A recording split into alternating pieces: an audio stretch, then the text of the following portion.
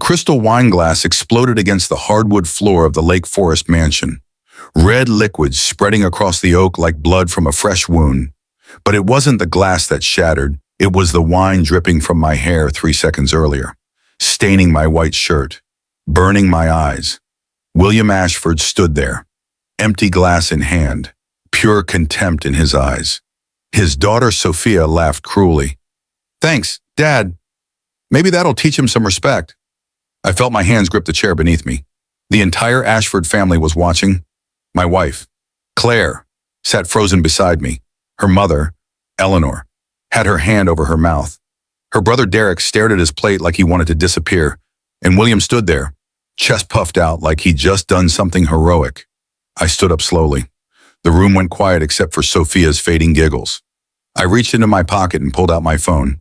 My fingers were steady despite the rage coursing through my veins. "Crawford," I said when the line connected. "It's time. Execute everything we discussed." I hung up. The room was dead silent now. Even Sophia had stopped laughing. They had no idea who they were dealing with. My name is Ethan Reed. I'm 42 years old, and until that New Year's Eve dinner, most people would have described me as a quiet, unassuming man who worked in finance. What they didn't know was that quiet doesn't mean weak, and unassuming doesn't mean powerless. I'd spent the last 15 years building something bigger than the Ashford family could comprehend, and I'd spent the last 6 months preparing for this exact moment. My office sat on the 75th floor of Willis Tower, overlooking Chicago. Reed Capital Partners specialized in distressed Midwest commercial real estate. My fund managed north of $300 million, and my personal net worth was somewhere around $70 million. If you're enjoying this story and want to hear how everything unfolds, make sure to hit that subscribe button right now. Drop a comment below telling me what you would have done in this situation. And smash that like button because this story is about to get absolutely wild. Trust me, you don't want to miss what happens next. The Ashfords had never respected me. Not from the day I married Claire 8 years ago. To them, I was the son-in-law who didn't come from old money, who didn't have the right pedigree, who didn't belong in their world of the Chicago Athletic Association and Navy Pier charity galas. William had made his fortune in commercial real estate during Chicago's boom in the 1980s, bought up properties when they were cheap, developed them, and rode the wave of urban renewal. He considered himself a self-made man, which made his disdain for me particularly ironic. "Ethan works in finance," he'd tell people at parties, putting just enough emphasis on the word to make it sound dirty. The truth was, William understood perfectly well what I did. He just couldn't stand that I'd become more successful than him without his help. I'd buy distressed properties for pennies on the dollar, restructure them, and flip them for substantial gains. But the Ashfords didn't know any of this. To them, I was just Ethan, the quiet guy who nodded politely. Claire knew, of course. She'd seen the bank statements, signed the tax returns, but she'd never corrected her family's assumptions. That should have been my first warning sign. The problem started small. William would make jokes about my clothes. "Did you buy that suit at a department store?" Derek would talk about Ashford, Whitmore and Associates in a way that implied my work was less legitimate. Eleanor would ask when we were buying a bigger house, as if our Victorian Greystone in Lincoln Park wasn't sufficient. And Sophia was the worst.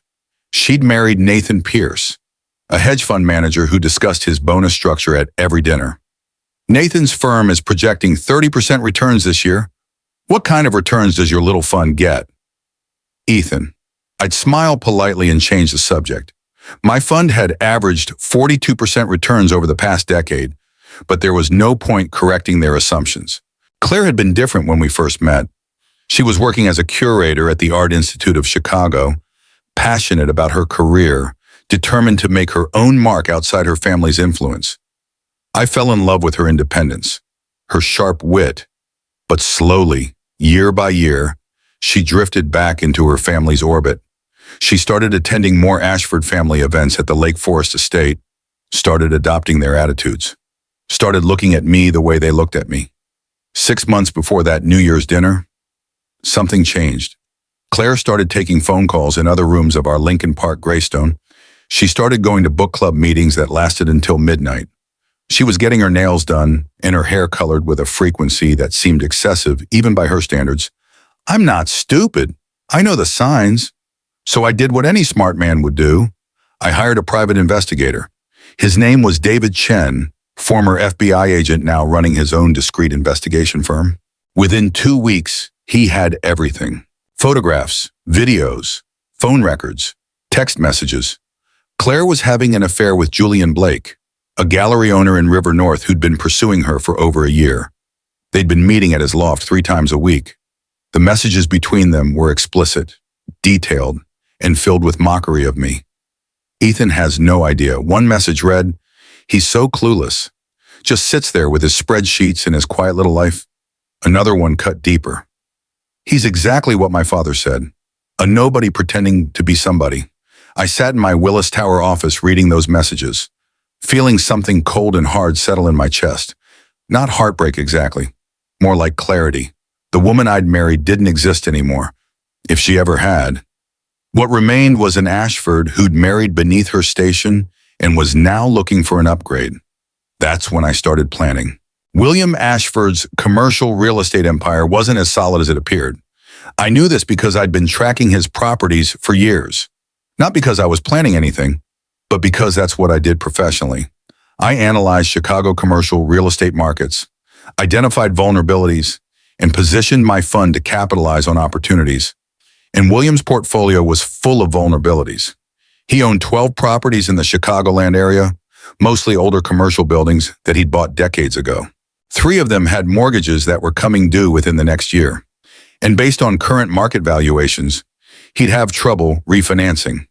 2 others were significantly underoccupied, probably hemorrhaging cash every month.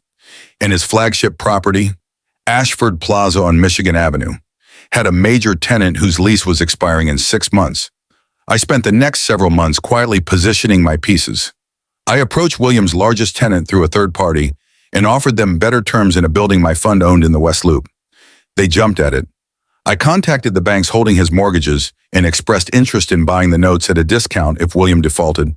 And I started accumulating information on every Ashford family asset I could find. Derek's law firm was struggling. He was a mediocre attorney writing on his family name, and several of his major clients were unhappy with his work. I documented everything. Nathan Pierce wasn't quite the success story Sophia made him out to be. His hedge fund had underperformed the market for 3 consecutive years, and several investors were pulling their money. I confirmed it through my network in Chicago's financial community. Even Eleanor had secrets. She'd been borrowing money from William to support a shopping addiction at Michigan Avenue boutiques that would make most people's eyes water. William had taken out a second mortgage on the Lake Forest mansion to cover her credit card bills. By the time New Year's Eve rolled around, I had a complete picture of the Ashford family's financial house of cards.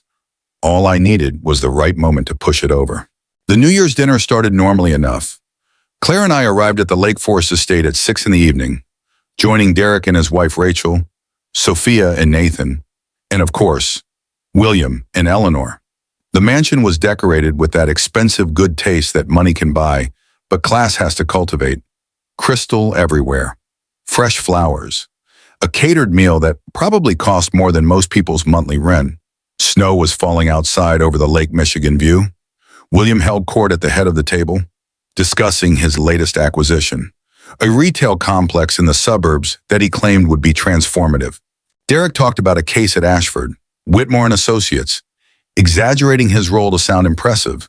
Sophia and Nathan discussed their recent vacation to St. Bart's, making sure everyone knew how exclusive their resort had been. I sat quietly eating, responding when spoken to, not volunteering much. This was my normal role at these dinners, the quiet son-in-law who didn't measure up.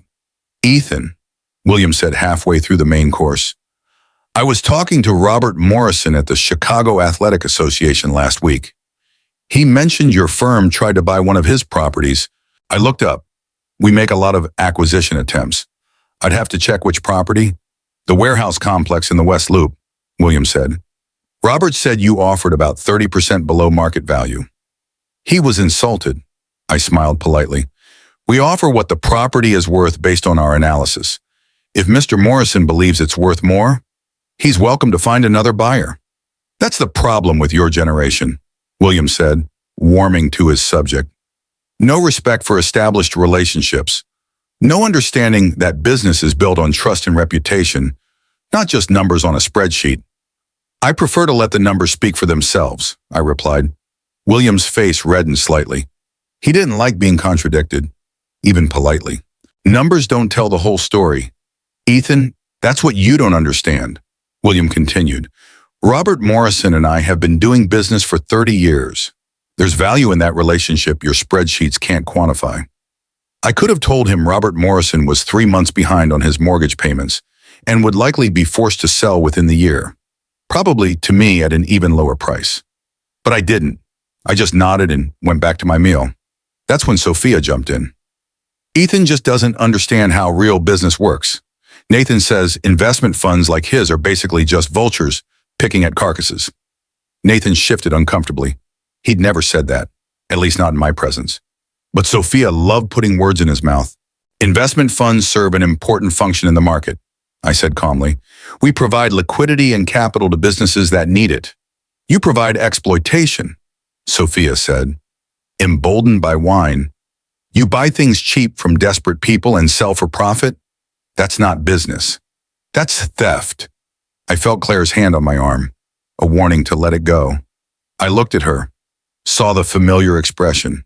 Don't make waves. Don't embarrass the family. I wondered if Julian Blake ever got that look, or if she saved it just for me. I think we should change the subject, Claire said quietly, but William wasn't done. No, let's talk about this, he said. I want to understand Ethan's business philosophy. Help me understand how buying distressed properties at fire sale prices is anything other than taking advantage of people's misfortunes.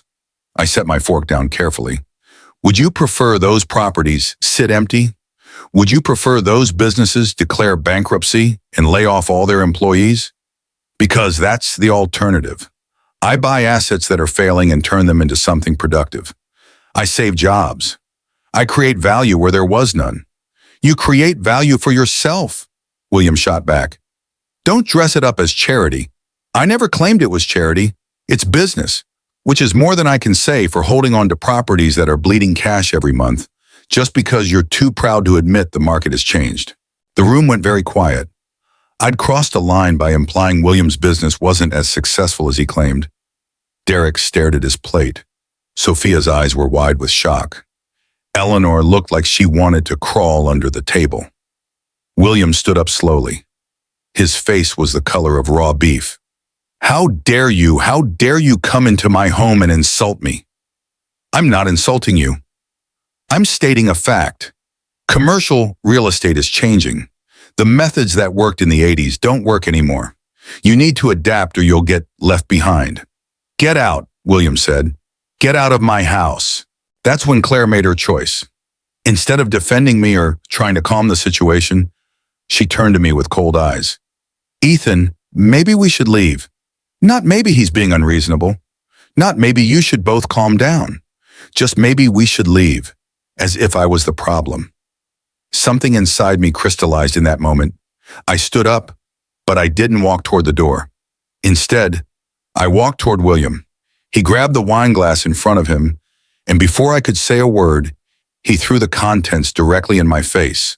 The red wine hit me like a slap, cold and shocking. It got in my eyes, my nose, soaked into my white shirt. Sophia started laughing immediately, that cruel, delighted laugh that said finally someone put him in his place. Then came those words that sealed their fate. Thanks, Dad. Maybe that'll teach him some respect. I felt my hands grip the chair. The rage was there, hot and immediate, but underneath was something colder. Calculation. I'd been planning this for months, waiting for the right moment. They'd just given it to me. I pulled out my phone and made the call. Crawford, it's time. Execute everything we discussed. James Crawford was my attorney, one of the best financial litigators in Illinois. We'd been preparing for this moment for 3 months. Ever since I decided my marriage was over and the Ashford family's treatment had crossed from rudeness into active hostility. Ethan, what's happening? Claire asked as I hung up. There was uncertainty in her voice now. Maybe the first crack in her Ashford armor. I'm done, I said simply. I'm done being treated like garbage by this family. I'm done being mocked and belittled. And I'm done with you. What are you talking about? William demanded. Who did you just call? My attorney. As of this moment, I'm filing for divorce. Claire can expect papers served tomorrow morning. I'm also filing a civil suit against you. William, for assault. That wine you threw wasn't just offensive. It's documented assault on camera. I pulled out my phone and showed them the screen. I've been recording since I stood up, capturing everything, including William throwing the wine. You can't do that, Sophia sputtered. That's illegal. Actually, in Illinois, I can record anything I want in a private residence if I'm a participant in the conversation. The law is very clear on that. Derek finally spoke. Ethan, let's all calm down and talk rationally. I am being rational. Probably for the first time in 8 years. Crawford is also filing motions to freeze all marital assets pending the divorce proceedings, and he's initiating foreclosure procedures on 3 of your properties. William's face went from red to white. What are you talking about? You don't own any of my properties? No, but I own the mortgage notes. I bought them from your banks 3 months ago. You're currently 60 days past due on 2 of them and 30 days past due on the 3rd. I could have worked with you on that, but not anymore. I'm calling the notes due immediately. The room erupted. Everyone was talking at once. But I wasn't done. Are you Team Ethan or do you think he went too far? Drop your thoughts in the comments. And if you're hooked on this story, don't forget that subscribe button. You won't want to miss how this ends. Derek, your firm is about to lose the Morrison account. I bought Robert Morrison's West Loop property yesterday, and he's requested that different counsel handle the transaction. Given your firm's recent performance issues, I suspect he'll be moving all his business elsewhere. Derek's face went pale. Sophia, you might want to ask Nathan about the redemption requests his fund has been receiving. Last I checked, he's down about 40% of his assets under management this quarter. Turns out underperforming the S&P 500 for 3 consecutive years makes investors nervous. Nathan looked like he was going to be sick. And Eleanor, you might want to talk to William about the second mortgage he took out on this mansion to cover your credit card bills. That note's coming due in 6 months. And given the current state of his portfolio, I doubt he'll be able to refinance. Eleanor's hand flew to her mouth. You're a monster, Claire whispered. I looked at my wife, the woman I'd loved, the woman who'd been betraying me with Julian Blake for 6 months. No. I'm just someone who's tired of being treated like nothing by people who are nothing. I walked to the door, wine still dripping from my hair. At the threshold, I turned back one more time. Snow was falling heavier outside. Happy New Year, everyone. I hope it's everything you deserve. I walked out into the cold Chicago winter night. The next 72 hours were chaos. Crawford worked faster than I'd thought possible, filing all the necessary motions and serving papers to everyone who needed them. Claire received divorce papers on January 1st. William received foreclosure notices on January 2nd. Derek's firm received formal notice that the Morrison account was moving on January 3rd. My phone rang constantly. Claire called 16 times the first day, leaving messages that ranged from angry to pleading to angry again. Derek called, trying to negotiate some kind of settlement. Even Eleanor called, crying, asking me to reconsider. I didn't answer any of them. There was nothing left to say.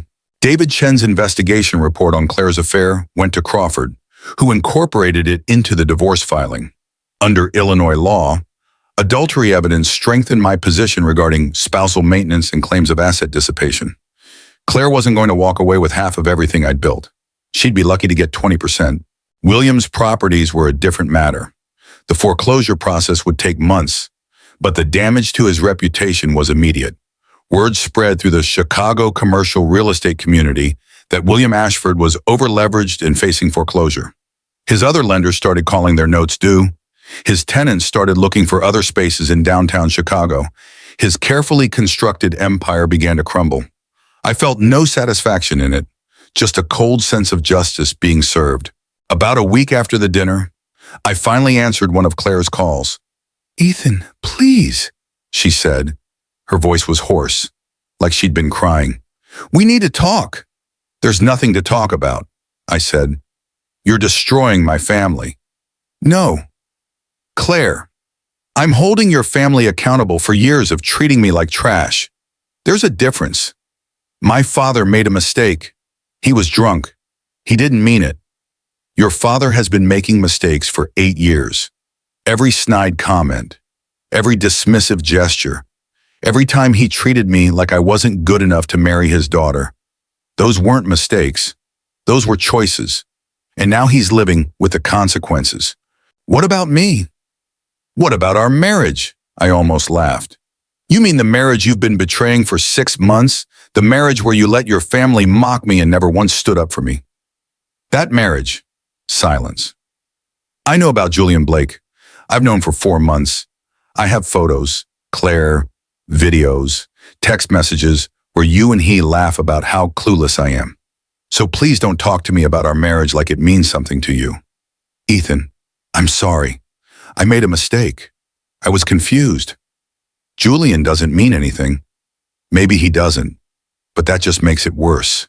You threw away our marriage for someone who doesn't even matter to you. Can we try again counseling or something?" "No, because this isn't about Julian Blake. This is about who you became, or maybe who you always were. You let your family treat me like garbage because deep down you agreed with them. You thought I wasn't good enough. And when someone who seemed more exciting came along, you jumped at it. That's not true. Then why didn't you defend me at that dinner or any other time? Why didn't you ever tell your father to back off? Why didn't you ever tell Sophia to shut up? Why didn't you ever act like my wife instead of William's daughter?" She didn't have an answer. "The divorce is proceeding. Crawford will be in touch about the settlement, given the adultery evidence. Don't expect much. And Claire, do me a favor. Tell Julian Blake he can have you. You two deserve each other." I hung up. The legal proceedings took months. As these things always do, William fought the foreclosures, but the law was on my side. He'd signed the mortgages. He'd missed the payments. The fact that he didn't know I was the one holding the notes didn't change his legal obligations. His flagship property, Ashford Plaza on Michigan Avenue, was the first to go. I foreclosed and immediately sold it to a development company for a substantial profit. The other 2 properties followed within 3 months. William tried to file bankruptcy, but his attorneys told him it wouldn't help. The debts were secured by real estate. Bankruptcy might delay things, but the outcome would be the same. Derek's law firm, Ashford, Whitmore and Associates, managed to survive, barely. Losing the Morrison account hurt, but they had other clients. Derek himself sent me an email apologizing for his role in the family's treatment of me. I didn't respond. His apology was years too late and motivated entirely by self-interest. Sophia and Nathan had their own problems. Nathan's hedge fund collapsed after a series of bad investments and client redemptions. He ended up taking a job as a financial analyst at someone else's firm, making a fraction of what he'd made before. No more Bart's vacations. Sophia divorced him 6 months later. Apparently, a man who couldn't maintain her lifestyle wasn't worth keeping around. The Ashford family values at work. Eleanor moved into a smaller house after William had to sell the Lake Forest estate to cover his debts. She called me once asking if I'd consider buying it so she could at least stay in familiar surroundings. I declined. Let someone else own the mansion where William threw wine in my face. Her shopping addiction had to be controlled now, or maybe she just didn't have William's money to spend anymore. The divorce from Claire was finalized after 8 months of legal wrangling. She fought for more, claiming emotional distress and arguing that her father's properties shouldn't factor into the settlement. Crawford destroyed those arguments with the adultery evidence and documentation of my separate property claims. In the end, Claire walked away with $200,000 in her car. Given that I was worth $70 million, she'd expected much more. I saw her one last time at the final hearing in the Chicago courthouse. She looked different, smaller somehow, like the confidence that came from being in Ashford had been stripped away. She tried to approach me in the courthouse hallway, but I walked past without acknowledging her. There was nothing left to say. A year after that New Year's dinner, I was sitting in my office on the 75th floor of Willis Tower, Overlooking the Chicago skyline with Lake Michigan in the distance, Reed Capital Partners had grown to $400 million in assets under management. I'd acquired 2 more properties in downtown Chicago and was in negotiations for a third in the West Loop. Business was good. Better than good. My assistant knocked on the door. "Mr. Reed, there's someone here to see you. She doesn't have an appointment, but she says it's important." I looked up from my computer. "Who is it?" "Says her name is Olivia Morgan. She's a curator at the Museum of Contemporary Art, Chicago." I felt a small jolt of interest. I'd been a patron of the museum since my divorce, attending gallery openings and exhibitions. Art had become a refuge, a reminder that there was beauty and meaning beyond balance sheets and property acquisitions. "Send her in," I said. Olivia walked into my office with the confidence of someone who knows what she wants. She was probably in her mid-30s with auburn hair and intelligent eyes that took in everything about the space in a single glance. "Mr. Reed," she said, extending her hand. "Thank you for seeing me without an appointment." "Call me Ethan," I said, shaking her hand. "What can I do for you?" "I'm here to ask for money," she said bluntly. "The museum is planning a major expansion, and we're seeking donors who understand the value of art in our community." I smiled despite myself. "That's a refreshingly direct approach." "I don't believe in wasting people's time," Olivia said. "You're a successful businessman. You value efficiency. So I'm being efficient." We talked for an hour about the museum's plans, about contemporary art, about the role of culture in urban development. Olivia was brilliant, passionate, and completely unimpressed by my wealth or success. She cared about art, about the museum, about creating something meaningful for the community. When she left, I'd committed to donating $5 million to the expansion project. I also asked her to dinner. She said yes. The Ashford family faded into memory over the following year. I heard through various channels that William had taken a job with a property management company, essentially working for someone else after decades of being his own boss. Derek was still practicing law at the diminished Ashford. Whitmore and Associates, still mediocre. Sophia had remarried, this time to a man who worked in insurance. Eleanor had gotten her spending under control. Or maybe she just didn't have William's money to spend anymore. Claire moved to California. Someone told me she was working at a gallery in Los Angeles, trying to restart the career she'd abandoned when she married into the Ashford lifestyle. I wished her well in the abstract way you wish well for someone who used to matter but doesn't anymore. Olivia and I dated for 6 months before I asked her to move in with me. She said yes, but with conditions. She kept her apartment as a studio space. She maintained her independence. She made it clear that she was with me because she wanted to be, not because she needed anything from me. It was exactly what I needed. On New Year's Eve, exactly 2 years after William threw wine in my face, Olivia and I hosted a dinner party at my Streeterville penthouse. The Lake Michigan views sparkled with city lights. The guest list included Crawford and his wife, David Chen and his partner, several colleagues from Reed Capital Partners, and a handful of Olivia's friends from the Chicago art world. At midnight, as champagne flowed and everyone celebrated, Olivia pulled me aside onto the balcony. The cold January air felt crisp and clean. "You know what I love about you?" she asked.